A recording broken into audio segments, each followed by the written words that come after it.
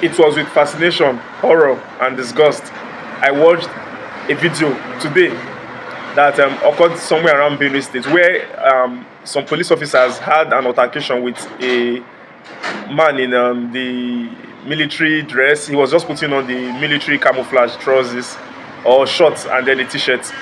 And he was having this fight with them. They said they harassed him or provoked him. I don't know what they did. But he brought out a dagger and was threatening to stab one of the policemen. And these two policemen were armed. He kept charging at one of the policemen that looked smaller in size. He kept charging at him. That one was threatening to shoot him. He kept charging him, backing that one up until he pushed him into the bush and eventually was on him. Probably, but he didn't stab him. He kept using the knife, threatening to stab him, hitting him with the knife in his hand. And if the policeman had hit him back, he would have stabbed the policeman. And that is a dangerous thing because the policeman could have shot at him. So I don't know why someone would hold a gun and be charging at that person. Now look at the one that happened in Delta State, in front of the Air Force barracks. The policemen had issues with these people, and the soldier or the Air Force personnel was charging at the policeman, pushing him, charging at him, punching him, and that guy was holding his gun. And because he was holding the gun, you know, as it's the last, it's the rule that you never drop your gun or you let go of your gun. So the policeman was defending himself with the gun, like trying to use the gun to like push the man back, go back, trying to like hit the man with the gun.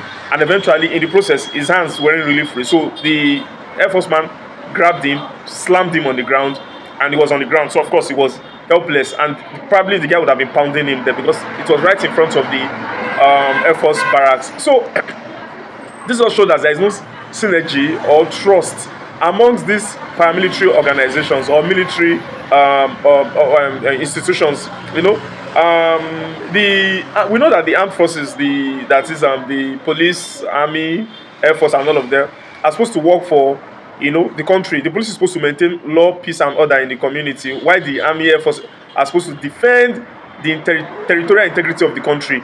But because this country has been ruled many times by the military, they have now come to think that they have power over the police.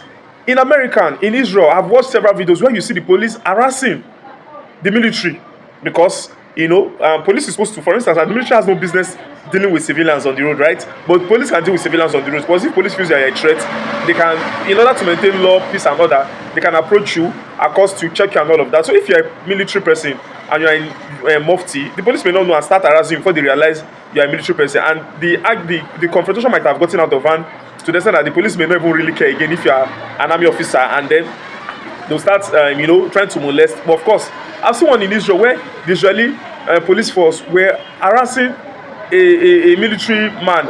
Unfortunately, this military man is an Israeli citizen of Somalia descent, and so.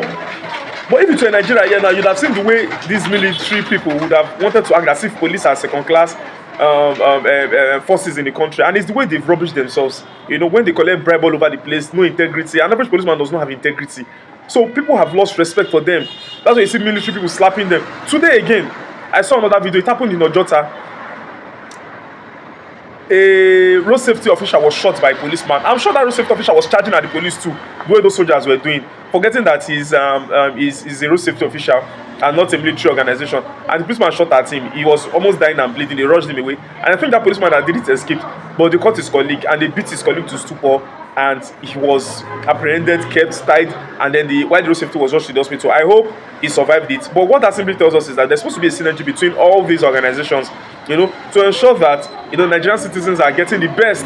But instead, what do we get? Everybody's trying to come and show power, superiority, and these people, it just shows that because an average policeman and a military man, you see, out there who engage in all these altercations are the uneducated ones that are there, and they are those who are spoiling these forces the more. It's also unfortunate. I wish the Nigerian police and army can work better to protect citizens rather than showing power in the streets. But like I must say, the aggressors are always the army and Air Force personnel, the camouflage people. They are the ones who are always acting as aggressors towards the police if the police people are trying to do their jobs, because they know that the police force is bastardized and very corrupt. So they have no respect for them at all.